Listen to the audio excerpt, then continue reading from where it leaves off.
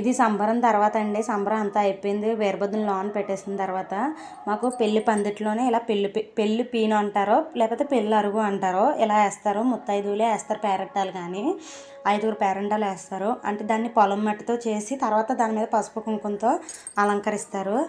ఈ పెళ్లి పిన్ దీనికే ఓన్లీ పొలవం దాని మీద పెట్టి, పొలవం అంటే ఏం కదండి, కొండలో పప్పు అన్నం వండుతారు. అది ఒక 5గురు పేరెంటాలకి ఇస్తారు.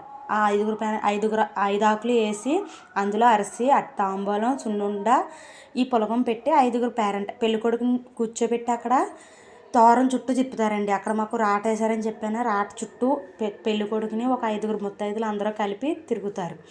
అది తిరిగిన తర్వాత 3 సార్లు తిరిగిన తర్వాత అక్కడ కూర్చోబెట్టి 5గురు ముత్తైదులకి అవి ఇప్పిస్తారండి. ఇప్పించి 5గురు ముత్తైదులు తీసుకున్న తర్వాత పెళ్లి కొడుకుని ఆశీర్వదిస్తారు. అది మళ్ళీ ఇంటి పేర్లలో తీసుకోకూడదు, బయట వాళ్ళు తీసుకోవాలి.